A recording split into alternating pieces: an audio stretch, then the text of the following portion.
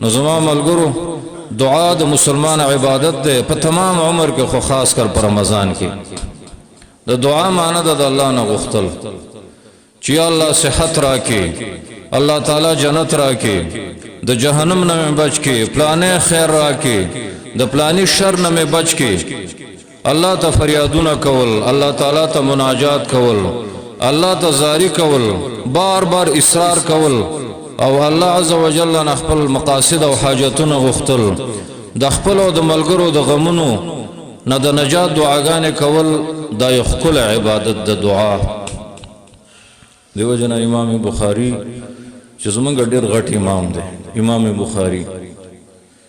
زمونږ یو څو امامان ډېر غټ امامان تیر شوي دي د رستنو علماو کې یو خو صحابه دي او ډېر غټ خلک دي په دې کې یو زمونږ غټ امام چې د امام بخاری دی هغه په کتاب الایمان کې باب تړلی دی باب دعاؤکم ایمانکم چې مسلمانانو دعا د ایمان د ایمان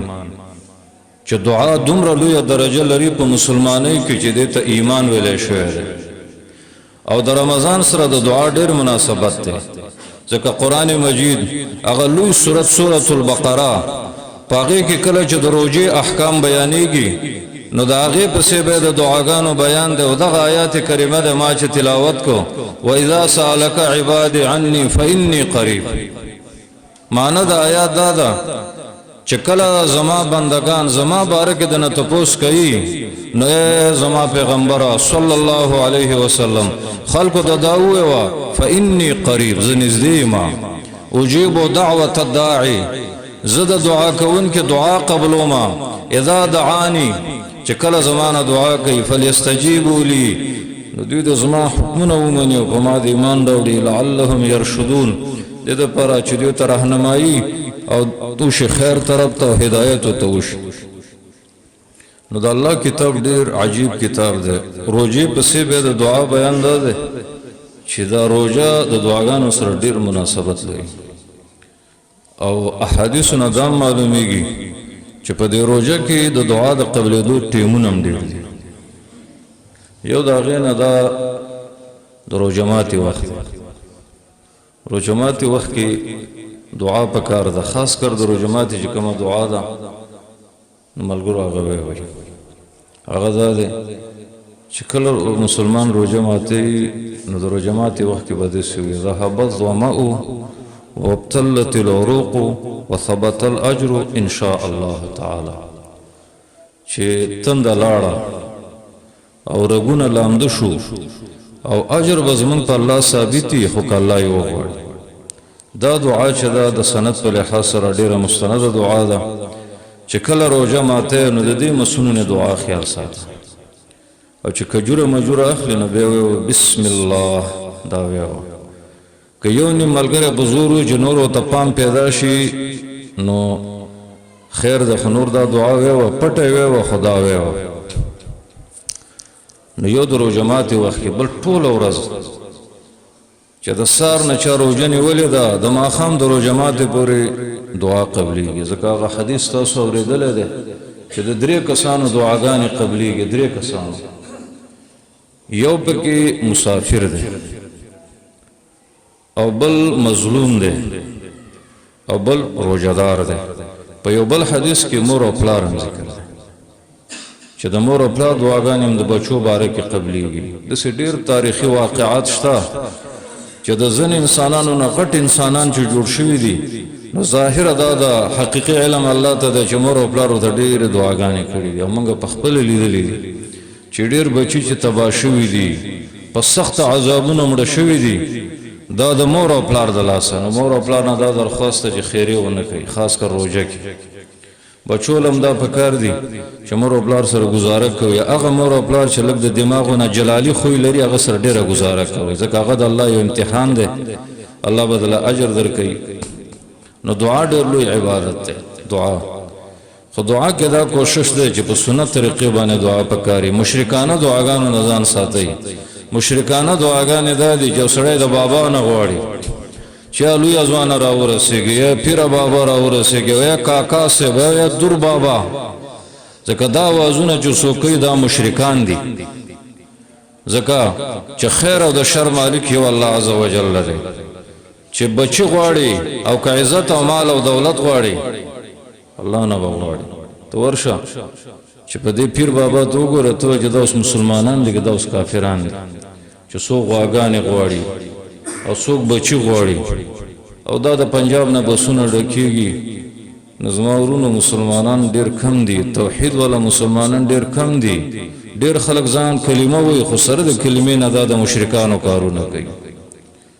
نو ملګرو د خپل مستقبل دپاره هم دعاګانې پکار دي ځکه حدیث کې دا راځي من سره ان يستجيب الله له في الشدائد والكرب فليكثر الدعاء في الرخاء چې د چا دا اراده ای چې په مشکلاتو کې الله عز وجل د دعاګانې قبول کړي نو د مشکلاتو نه مخکې د امن او د راحت په وخت کې د الله نه د دعاګانې غواړي نو ملګرو دعا د ښه سړي نښه دا ده چې دا به دعا ډېره کوي که څوک حج عمرې ته ځي بیا هم دعاګانې ډېرې کوئ چې په سفر ځي بیا هم دعاګانې ډېرې کوئ او دا مه وایه چې خلک راته ګوري د خلکو خیال مه ساته د خپل دین او د الله رب العالمین په خیال ساته د خلکو نه سړی په یوه کې هم نه خلاصېږي او د صحیح مؤمن نښه دا ده چې د الله د دین او د عبادت باره کې د خلکو پرواګانې نه لري دعاګانو له زور ورکوي د عمر فاروق یوه وینا ده شیخ الاسلام ته منصوبه ده الاقتداء کې ذکر کړې ده امام ابن تیمیه وایي چې زه د دې خبرې غم او سوچ نه کوم چې دا به قبلیږي او که نه به قبلیږي ځکه زما کار دعا ده او قبلېدل د الله تبارک و تعالی کار ده درخواستونه جمع کوه سل خبرې کوه زر خبرې کوه په راز راز کې کوه چې کومه خبره ډېره ضروري بیا بیا کوه حدیث کې دا راځي په نبی کریم صلی الله علیه وسلم سحر شوی عایشه بیبي وایي چې دا ځکه ښه شو چې ده به دعا کوله بیا به دعا کوله بیا به دعا کوله کله کله دا دعا ځکه نه قبلیږي چې الله رب العالمین له د بنده جړه او فریادونه مزه ورکوي او الله حکیم ذات دی کله کله دعا داسې چې قبلیږي خو بنده یو څه غواړي او الله تعالی د هغه نه ښه څه وله ورکړي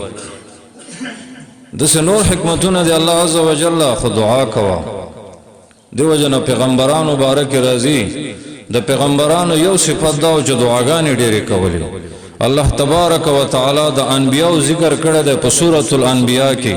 او بیا فرمایي انهم كانوا يسارعون في الخيرات ويدعوننا رغبا ورهبا وكانوا لنا خاشعين چې دا پیغمبران چې په ښه کارونو کې به منډې والې او تیزي به کوله او د خوشحالۍ په حالت کې او د یېرې په حالت کې به زمانه دعاګانې کولې او زما ته عاجزي کوونکي د یونس علیه السلام باره کې راځي ملګرو د دنیا په غمونو مو پریشانه کېږي مه نا امیده کېږئ چې پلانې ډاکټر ویلي دي چې ستا علاج نه کېږي ډاکټرانو کې ښه ډاکټر ډېر کم ده دا ټول په پیسو پاس شوي دي دې کې دینداره ډاکټر کم دی دا به څنګه ډاکټر جمهور نه کوي او پیسو ته یې کار ویلی مونږ ټول ډاکټران نه یادو خدا درته ویو چې حدیث کې دا راځي د هرې بیمارۍ علاج شته د هرې بیمارۍ خدا انسانان عاجزان دي په ځینې بیمارۍ پوه شي په ځینې پوه نه شي یونس علیه السلام باندې څومره تکلیف راغلی چې اوس هم سړی په صحیح معنو کې د هغه غم تصور وکړي د سړی غریب ونیسي لیکن الله سبحانه و تعالی وایي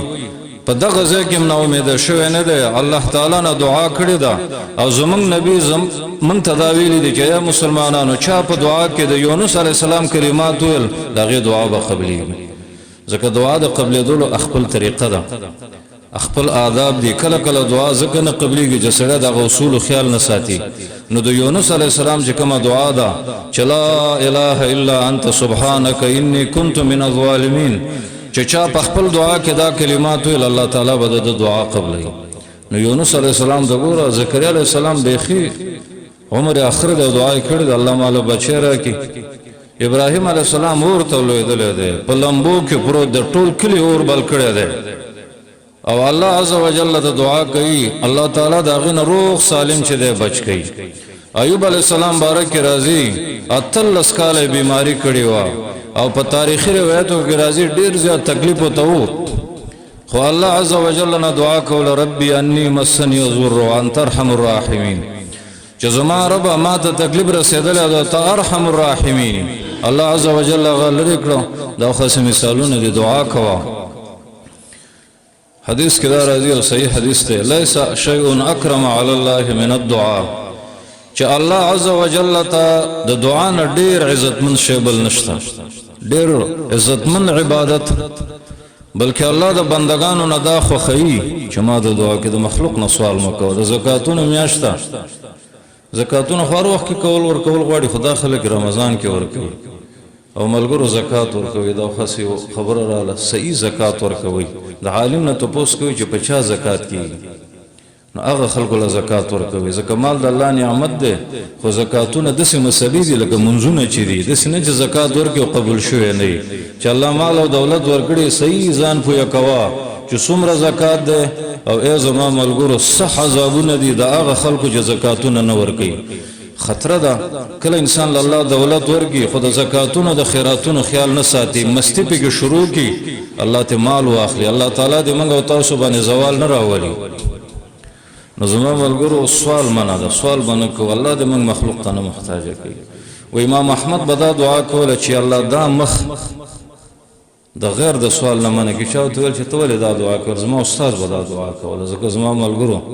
دنیا کې ډېرې پریشانې نه دي غټه پریشانی دا ده چې سړی مخلوق ته محتاج شي نو عرض موږ دا کوو چې د الله نه سوال کوئ ځکه د مخلوق مزاج دا دی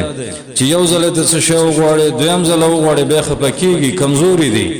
او د الله تعالی شان دا د خپل کتاب کې وایي ای خلکو زما نه غواړئ بلکې د نیمې شپې نه وروستو چې الحمدلله رمضان کې هر څوک شپې پاسېږي او ما د تعارض کو چې په رمضان کې ډیر وختونه داسې دي چې هغه د قبلېدو ټیم دی نو من جمله د هغې نه د نیمې شپې نه وروستو چې حدیث د نزول الهي کې دا راځي الله رب العالمین د نیمې شپې نه وروستو یا د درېمې شپې په آخر کې اسمان د دنیا ته راکوزیږي ینزل ربنا تبارک وتعالى كل لیلة الى السماء الدنیا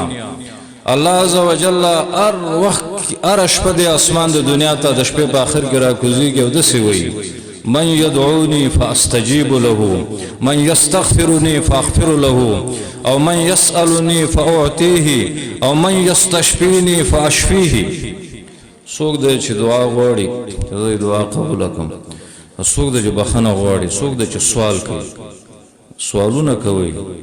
ځکه زما ملګرو سوال نه خلاصي و د ایوب علیه السلام بارک راضي د سرو زرو ملخان راوړېدل زر زر غونډول نو الله تعالی ولې ایوب دومره مالدار به ملخان راغونډه د سرو زرو ول الله ز مالدار هم خود خلکو نه مالدار